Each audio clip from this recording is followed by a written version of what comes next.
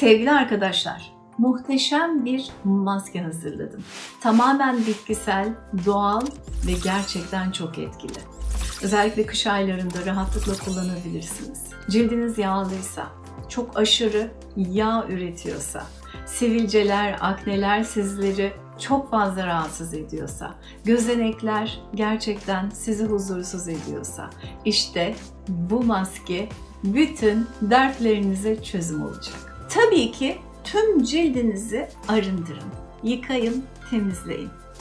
Sonrasında güzel bir masaj yapın, alt deri canlansın, kılcal damarlar harekete geçsin ve yaptığınız, uyguladığınız bütün maskeler daha güzel etkileşim göstersin.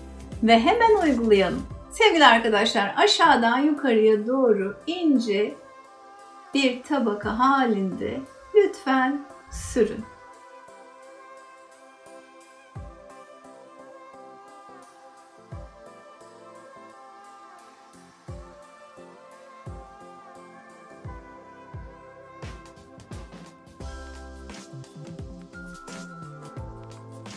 Ve işte tek kullanımlık hazırladığım maske yüzüme ve boynuma rahatlıkla yetti. Sevgili arkadaşlar, gözlerinize fazla yaklaştırmayın. Bütün cildinizle uygulayabilirsiniz. Ve siz bu maskeyi nasıl hazırladığımı merak ediyorsunuz değil mi? O zaman hadi lütfen videonun devamını izleyin. Bütün ayrıntılar yarayacak olan maske için gerekli olan malzemeler: defne yaprağı, kuru nane, yeşil çay, besleyici herhangi bir yağ, ben jojoba yağını tercih ettim. Orta yağlı süt. İşte hepsi bu. Hadi malzemelerinizi alın, hemen yapım aşamasına geçelim. Sevgili arkadaşlar, ben bir baharat öğütücüsünden destek alacağım.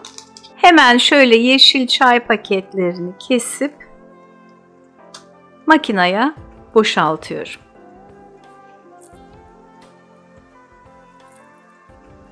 Yeşil çayın cilde faydalarını biliyorsunuz değil mi? Bütün cilt tipleri için uygun ve iyi bir yüz temizleyicisi. Fazla sebum ve yağ deriden nazikçe temizliyor ve doğal bir nem bariyeri oluşturuyor. Agresif ciltler için iyi bir doğal yatıştırıcı, akne tedavisinde ve sivilce tedavisinde çok ama çok etkili. Renk eşitsizliğini de ortadan kaldırıyor. Yani cilt üzerinde devamlı kullanmanızı tavsiye ederim. Ve işte normal mutfaklarınızda kullandığınız kuru nane. Nane bitkisinin rahatlatıcı fonksiyonu cilt üzerinde etkiler gösteriyor. Cilt üzerinde uygulandığında tonik etkisiyle derinin sıkılaştırılmasında yardımcı oluyor. Yağlı ve karma ciltlerde temizleyici etkiye sahip olup siyah nokta oluşumunu da ortadan kaldırıyor. Ve tabii ki ince kırışıklıkların da önlenmesini sağlıyor. Kuru naneden de bir yemek kaşığı şöyle alıyoruz. Ve işte kuru defne yaprağı. Defne yaprağı içerisinde yer alan manganez, kalsiyum, magnezyum sayesinde cilt sağlığına iyi gelerek cildin yenilenmesini sağlıyor. Siyah nokta, sivilce ve aknelerin azalmasında etkili oluyor. Zamanla cildin yağlı, solgun ve yorgun görüntüsünü ortadan kaldırıyor. Daha birçok faydası var. Gerçekten say bitmez sevgili arkadaşlar. Lütfen cilt üzerinde defne yaprağını sık sık kullanın. Hemen şöyle 3 tane defne yaprağı yetecektir. Küçük parçalara ayırıp rondomuzun içine koyuyoruz.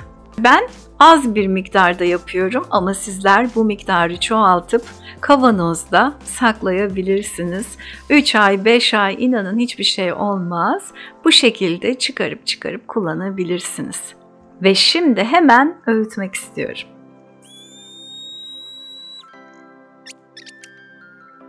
Ve işte toz haline gelmiş olan içeriğimizi hemen karıştırma kabıma alıyorum. Sevgili arkadaşlar, burada toplamda 1 yemek kaşığı toz haline gelmiş bitkimiz var. Şimdi hemen bunun üzerine orta yağlı süt ilave edeceğim. Şöyle öncelikle 1,5 yemek kaşığı koyuyorum. Gerekirse biraz daha fazla ilave ederiz. Sevgili arkadaşlar, ben besleyici yağ olarak jojoba yağını tercih ettim. Her cilt üzerinde rahatlıkla kullanıldığı için. Ama sizler eğer evinizde avokado yağı, kayısı çekirdeği yağı, nar çekirdeği yağı, sarı kantaron yağı, çay ağacı yağı gibi besleyici yağlarınız varsa onlardan ekleyebilirsiniz. Eğer evinizde hiçbir besleyici yağınız yoksa tabii ki gönül rahatlığıyla zeytinyağı da ekleyebilirsiniz. Şimdi hemen yaklaşık 1 çay kaşığı jojoba yağını da ekledim ve şimdi homojen bir kıvam alana kadar karıştırıyorum. Ve evet, tahmin ettiğim gibi az geldi. Hemen üzerine 1 yemek kaşığı daha sütümüzden ilave ediyorum. Evlerinizde sütünüz yoksa yoğurt suyu, yoğurt, kefir ve hatta gül suyu da ekleyebilirsiniz. Ve şimdi karıştırmaya devam ediyorum.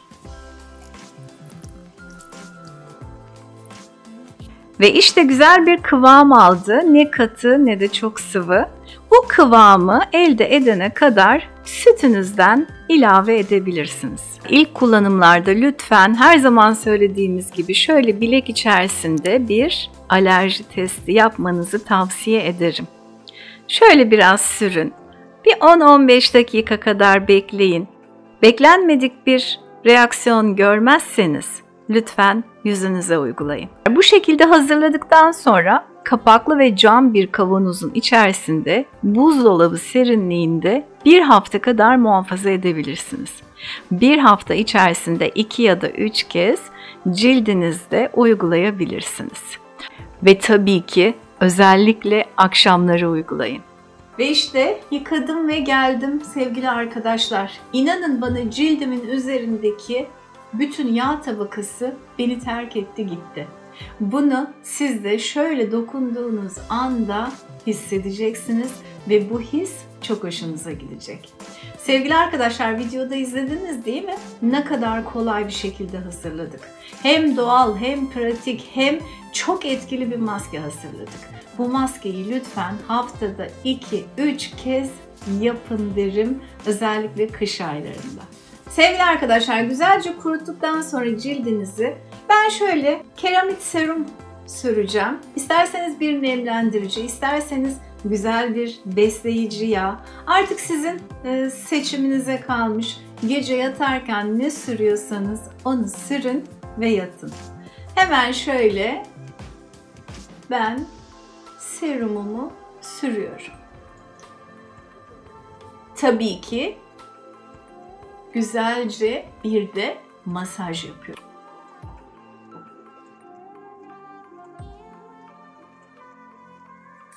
Ve işte bir videonun daha sonuna geldik.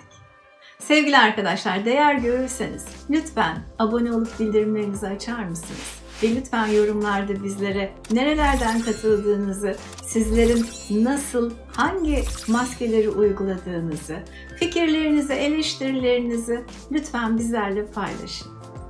Sizlere güzellikler diliyorum. Hoşça kalın.